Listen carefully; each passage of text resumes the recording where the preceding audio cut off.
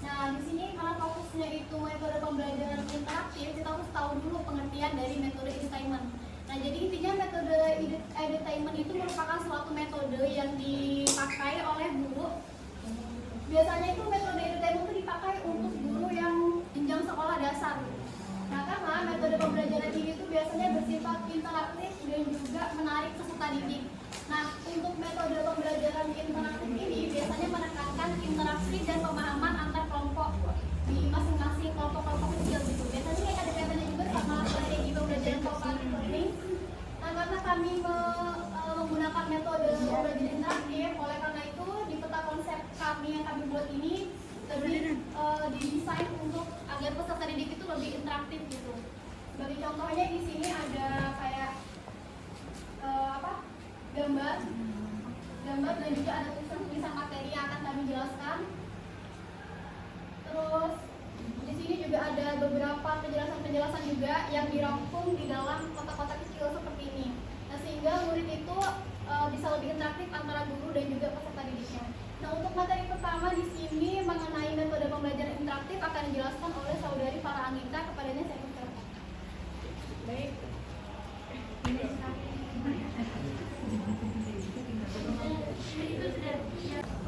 Baik, di sini saya akan menjelaskan mengenai metode pembelajaran interaktif. Nah, jadi metode pembelajaran interaktif itu apa sih? Jadi metode pembelajaran interaktif itu yaitu metode pembelajaran yang menunjukkan adanya interaksi antara siswa dan guru yang menyenangkan. Nah, jadi metode pembelajaran interaktif ini dapat dikatakan berjalan dengan baik apabila memadukan prinsip antara pendidikan dengan prinsip hiburan. Jadi dipadukan antara pembelajaran itu dipadukan dengan prinsip hiburan. Kemudian metode pembelajaran interaktif ini juga memiliki beberapa metode. Yang pertama di sini ada metode ceramah. Metode ceramah ini sering sekali digunakan dalam proses pembelajaran. Namun metode ceramah ini juga memiliki kelebihan dan juga kekurangan. Nah, salah satu kekurangan dari metode ceramah ini, jika terlalu lama digunakan maka siswa tersebut akan merasa cepat bosan. Kemudian kelebihannya dari metode ceramah ini dapat dilakukan dengan mudah dan juga dapat dilaksanakan dalam jumlah siswa yang banyak. Kemudian contoh dari metode ceramah ini di sini yaitu mengenai misalnya guru menyampaikan materi di dalam kelas dan di sini guru itu menjadi pusat sentral para siswa. Nah, jadi dengan guru memadukan prinsip edutainment atau hiburan ini sehingga siswa itu merasa tidak bosan dalam belajar. Kemudian yang kedua ada metode proyek. Nah, jadi metode proyek ini memiliki kekurangan dan juga kelebihan juga. Nah, kekurangan dari metode proyek ini di negara kita ini masih belum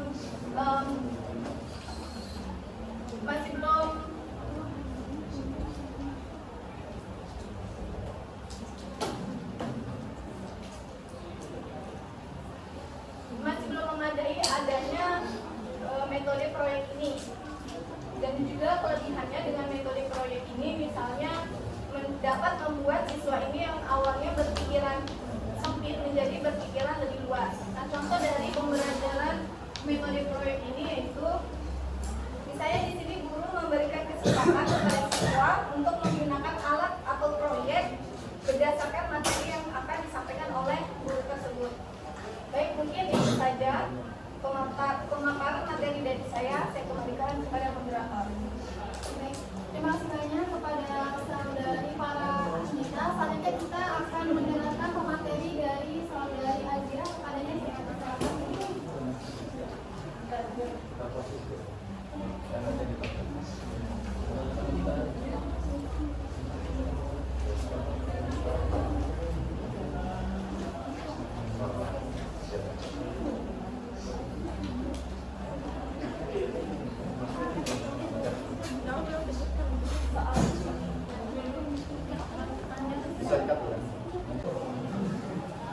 Baik, di sini selanjutnya saya akan menjelaskan tentang metode eksperimen.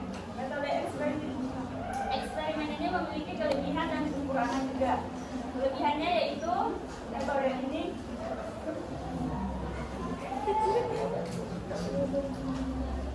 ini dapat membuat siswa lebih percaya atas kebenaran atau kesimpulan berdasarkan percobaannya. Kemudian untuk kekurangannya itu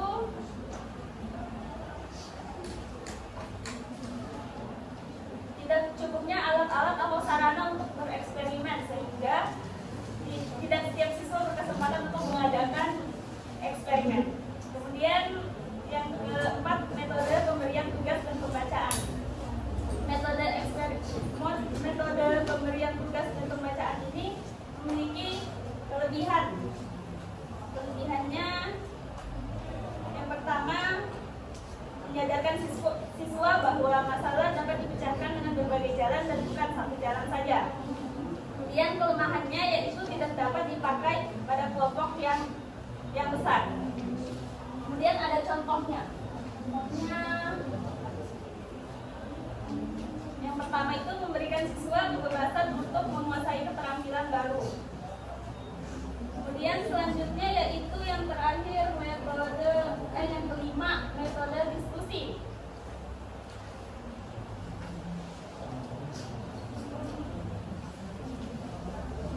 Metode diskusi ini memiliki kelebihan. Kelebihannya yang pertama,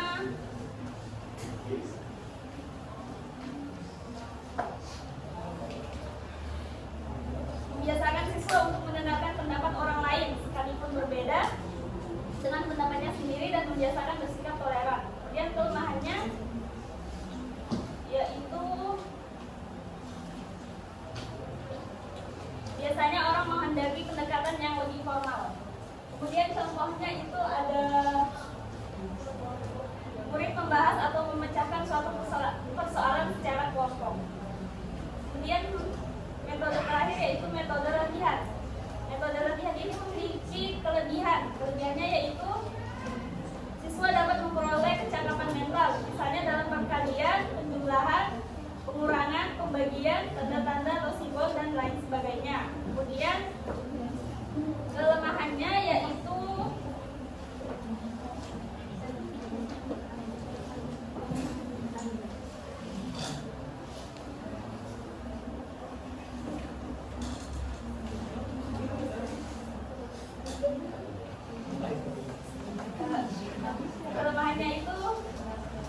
kita ada langsung aja kita ke contohnya. Contohnya itu guru memberikan tugas pada siswa dan mengaitkannya dengan tugas lain. Mungkin itu saja dari saya, kurangnya mohon dimaafkan. Saya kembalikan ke moderator. Baik, terima kasih banyak kepada Saudari Azira atas pemaparan materinya. Selanjutnya kita akan memulai dari tentang strategi pembelajaran yang menarik dan juga menghibur yang akan dijelaskan oleh Saudari Fahia. Kepadanya saya persilakan.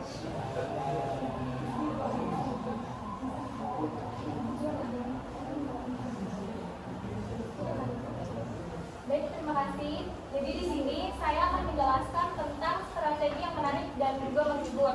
Kalau tadi dijelaskan tentang metode, nah kalau yang ini kita sekarang belajar tentang strategi yang menarik juga menghibur. Nah, yang pertama itu adalah picture and picture. Nah, maksudnya itu adalah guru menggunakan alat bantu berupa media gambar untuk menerangkan sebuah materi dan juga menanamkan konsep ke dalam materi tersebut. Nah, gunanya media gambar itu untuk membantu siswa lebih paham dengan fokus yang lebih baik, dan juga dengan menggunakan media gambar itu diharapkan siswa mampu meresap dalam hati. Nah, adapun langkah-langkah yang seharusnya dilakukan oleh guru, yaitu kan picture and picture ini kan merupakan gambar ya. Jadi yang pertama itu guru contohnya nih, kalau kami kan mengambil pelajaran SD. Jadi picture and picture ini contohnya itu adalah tahapan wudhu. Tahapan wudhu itu kan adalah 8 tahap, dari bunga kumur, basuh hidung, muka dan segala macamnya. Nah, jadi guru itu contohnya kayak ambil gambar. Nah, dari 8 tahapan itu ditempelkan di papan tulis, ditempelkan di dinding, itu beracak. Jadi misalkan ada yang mulai dari kumur-kumur atau misalkan ada yang dari kepala, pokoknya itu gambarnya tuh acak.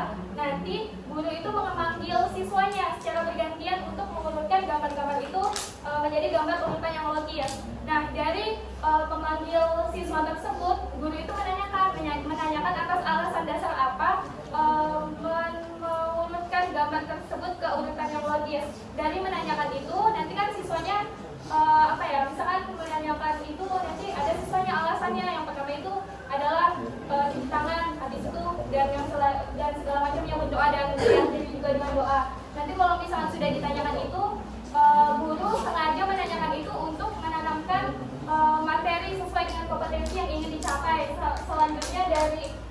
materi tentang picture and picture itu guru memberikan kesimpulan dari pembahasan tadi. Kalau yang benar itu tahapan dulu seperti ini dan begini.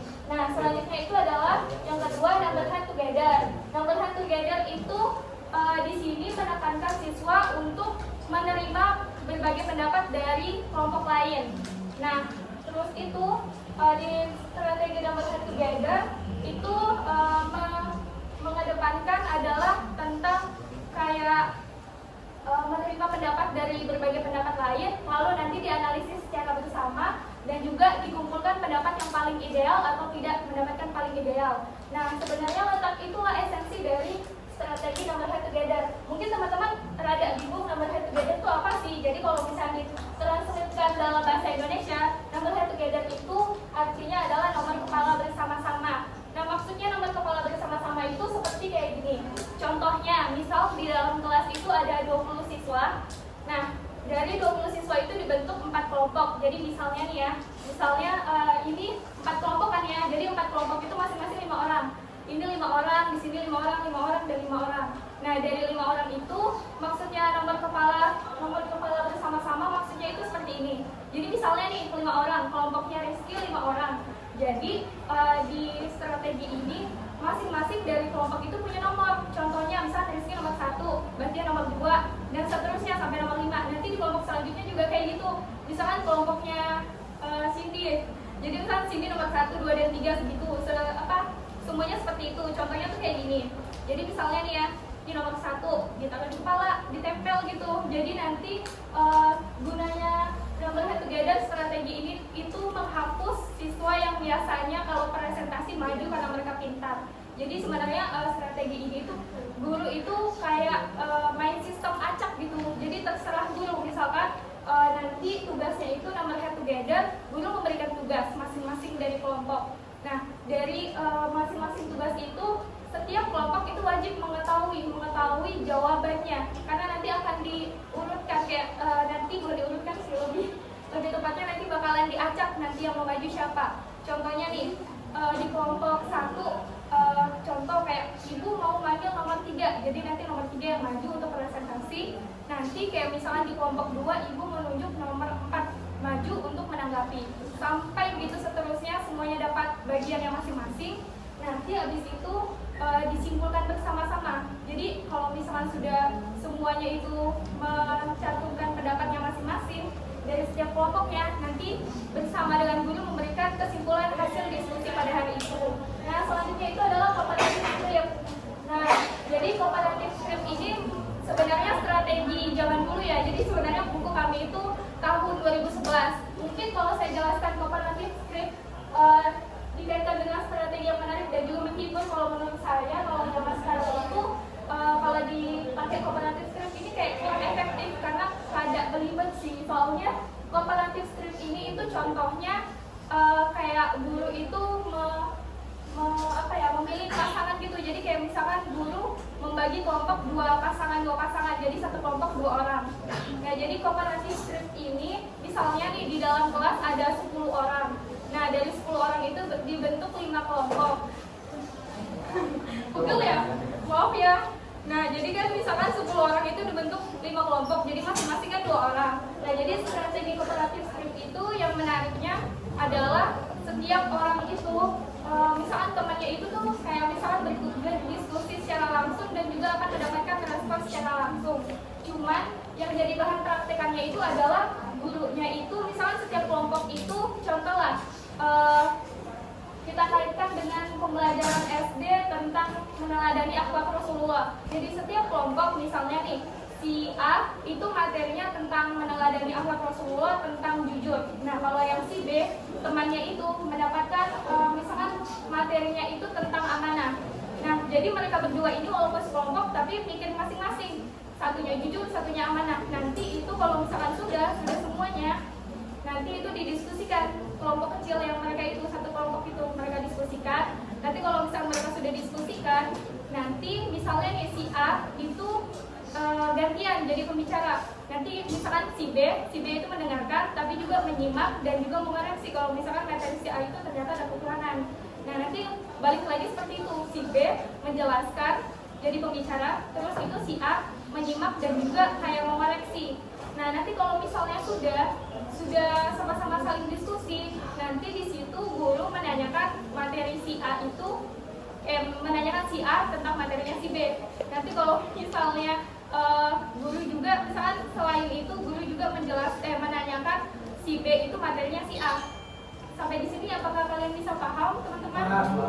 Rada ribet kan? Nah, itu strategi zaman dulu, dan mungkin kalau sekarang itu kalau saya bilang sih kurang menarik sih, intinya seperti itu. Jadi kalau di dalam buku tuh menariknya maksudnya itu adalah siswa itu kayak misalkan berkomunikasi secara langsung dan juga akan mendapatkan respon secara langsung. Kalau misalkan dilihat dari segi positifnya, kalau misalkan dari cooperative script ini kan maksudnya gini, kayak misalkan kalau kelompoknya itu banyak kan mungkin siswa ini malu. Jadi kalau misalkan kelompok kecil kan cuma 2 orang ya dia bisa mengemukakan pendapatnya dia lebih luasa dan bebas. Mungkin itu saja yang dapat saya sampaikan dan selanjutnya akan dijelaskan oleh teman saya.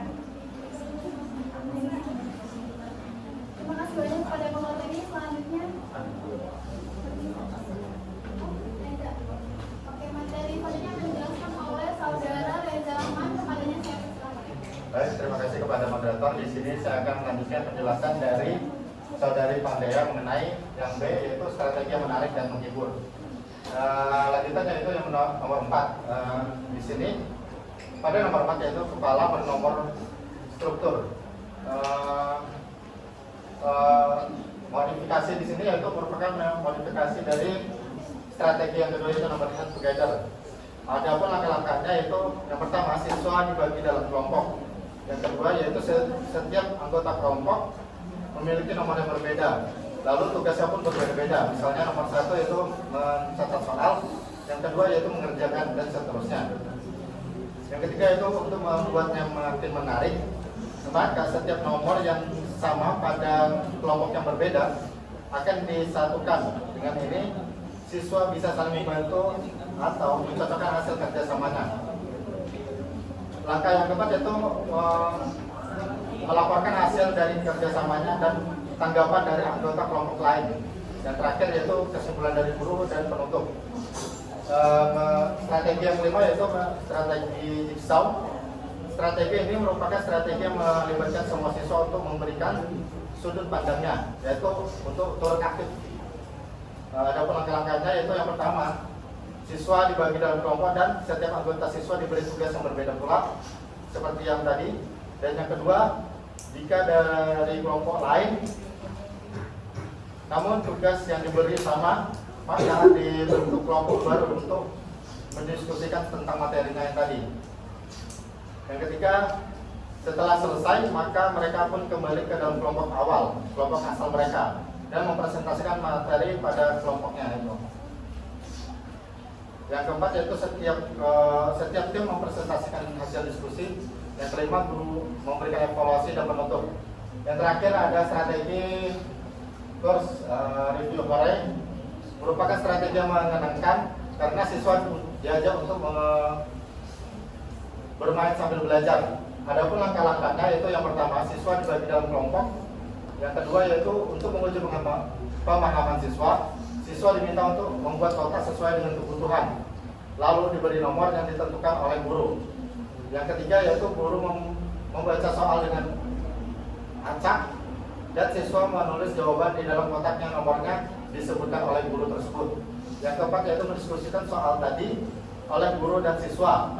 Yang kelima, jika benar maka tandanya centang lalu atau berteriak hore atau menyanyikan yel-yel. Yang keenam yaitu nilai diberikan pada banyaknya yang berteriak hore atau yel-yel tersebut. Yang ketujuh ada kesimpulan dan penutup.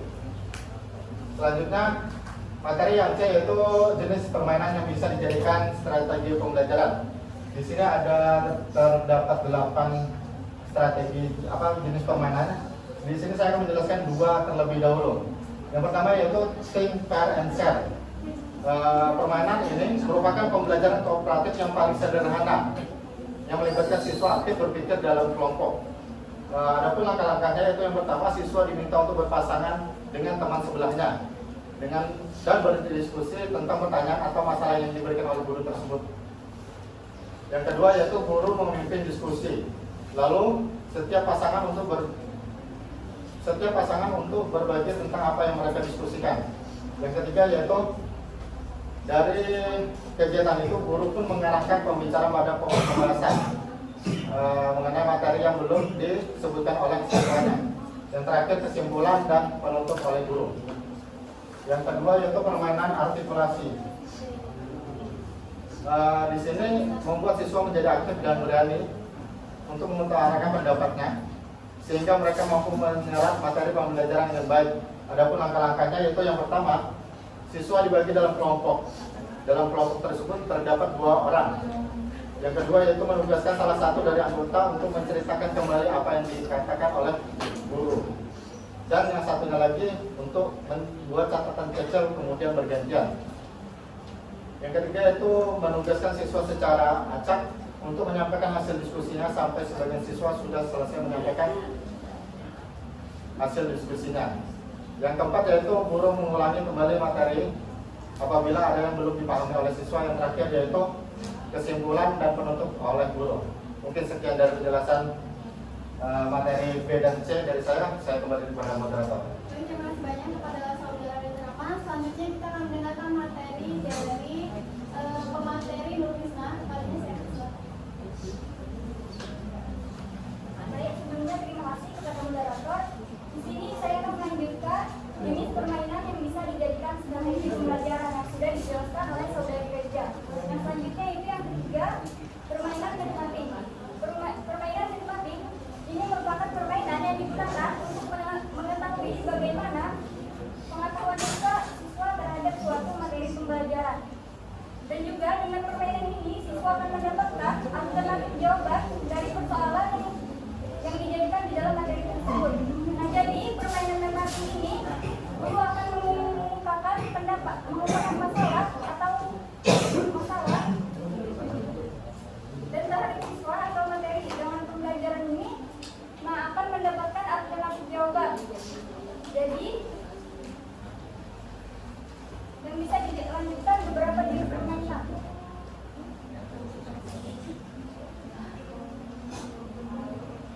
Nah, jadi dengan permainan ini, guru akan mengungkapkan konsep atau permasalahan dan siswa akan membantu kelompok untuk mencari alternatif jawaban dari persoalan materi tersebut.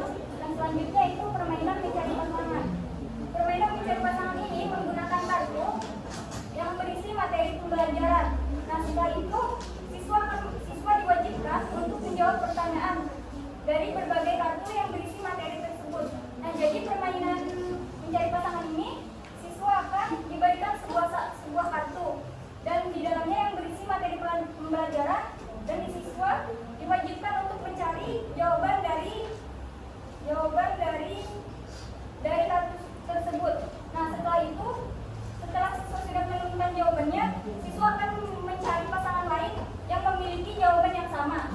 Nah, yang selanjutnya yaitu permainan bertukar pasangan.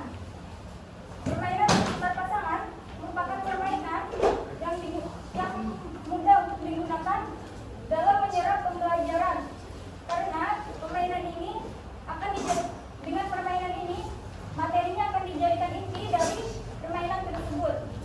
Nah, jadi permainan ini guru akan memberikan tugas kepada siswa dan siswa akan mengerjakan bersama pasangannya.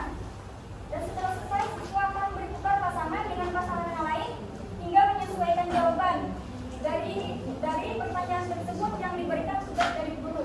Nah, yang terakhir yaitu yang keenam, permainan melempar bola salju. Nah, jadi permainan ini merupakan salah satu strategi yang digunakan dalam strategi pembelajaran yang mewajibkan siswanya untuk menjawab pertanyaan. Nah, jadi dalam permainan melempar bola salju ini siswa akan diberikan satu buah kertas yang di dalamnya dituliskan satu pertanyaan apa saja. Setelah itu kertas yang sudah berisi pertanyaan tadi digulung dan digulung menjadi bulat. Setelah itu bola tersebut dilempar dari siswa satu ke siswa yang lain. Mungkin itu saja materi yang saya sampaikan. Saya memberikan kepada moderator. Terima kasih banyak kepada saudari Nurlisna. Selanjutnya kita mendengarkan materi dari saudara Nisa Arif. Kepadanya saya persilakan.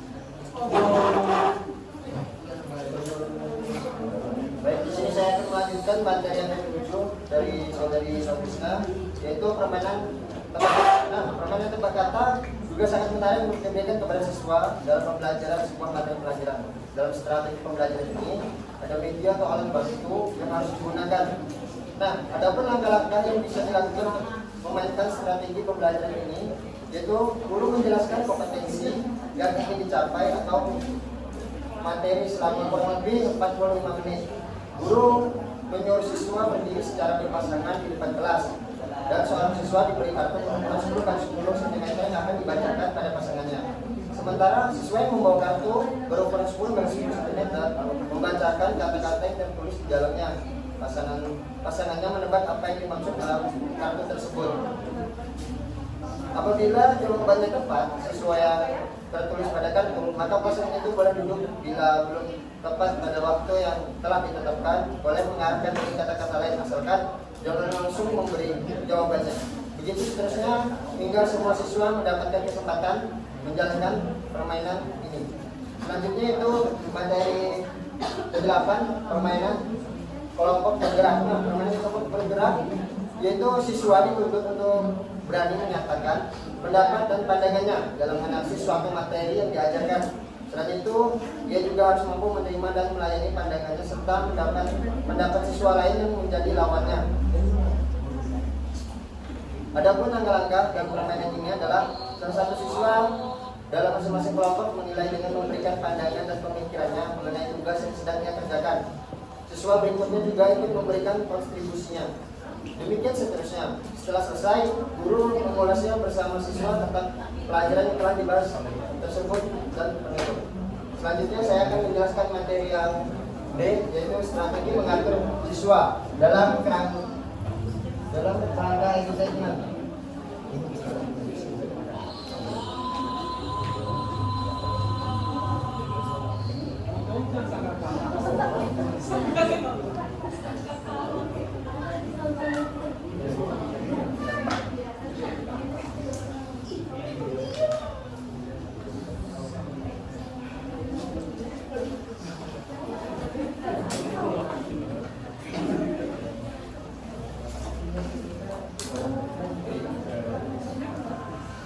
Baik, di sini saya akan menjelaskan strategi mengatur siswa dalam kerangka engagement. Nah, yang pertama itu beberapa hal yang harus diperhatikan guru untuk mengendalikan dan mengarahkan siswa saat pelajaran.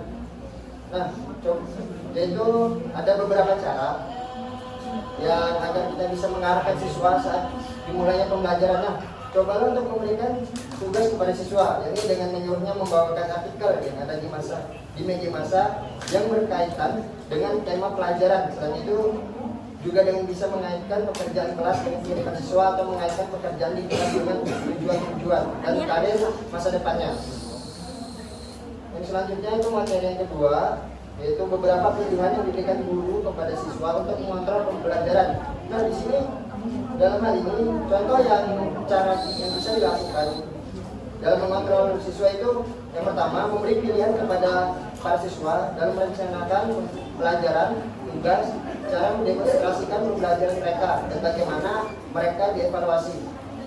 Selanjutnya, biarkan siswa untuk terus mengejar berbagai pertanyaan dan minat kapanpun dan dimanapun guru berada, baik dalam diskusi proyek yang tengah dilakukan maupun saat istirahat. Selanjutnya itu materi ketiga tentang beberapa penilaian atau evaluasi terhadap siswa berdasarkan tingkat kemampuan dan keikutserta keaktifannya.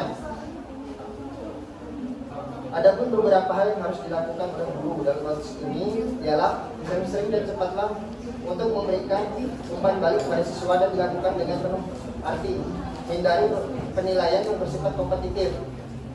Semua sasaran pembelajarannya, tugas-tugas yang diberikan dan evaluasi haruslah sesuai satu sama lain. Selanjutnya, gunakan beberapa bentuk aktivitas penilaian yang ideal dan tepat. Materi yang selanjutnya atau materi terakhir yang saya bawakan adalah beberapa langkah untuk membentuk kerjasama di dalam kelas. Dalam membentuk kerjasama di dalam kelas, guru juga bisa melakukan langkah-langkah, yaitu seperti gunakan taman kelas untuk menawarkan dukungan dan umpan balik. Dan selanjutnya nilai dan diberikan penghargaan kepada setiap siswa yang memberikan kontribusi. Gunakan kerja kelompok baik secara formal maupun non formal ketika proses pembelajaran berlangsung dan memungkinkan untuk melakukan hal itu. Bantulah siswa dalam membentuk kelompok belajar dan memanfaatkannya dengan baik. Bagilah bahan pelajaran di antara siswa atau kelompok siswa, minta setiap kelompok untuk mengajarkan teman-temannya yang lain mengenai materi pelajaran yang telah diajarkan. Baik, sekian dari materi saya. Apabila ada yang kurangnya saya mohon maaf, saya kembalikan kepada moderator. Terima kasih banyak kepada saudara kami sama Arif atas penyampaian materinya. Mungkin saja yang dapat kami sampaikan. Di sini kita sudah belajar tentang metode pembelajaran interaktif, pengertiannya, terus strateginya juga, terus ada jenis permainannya juga yang bisa dijadikan sebagai strategi pembelajaran, terus ada juga cara untuk mahasiswa dalam menangkap assignment. Mungkin ini saja dapat saya sampaikan. Kami akhiri. Wassalamualaikum warahmatullahi wabarakatuh.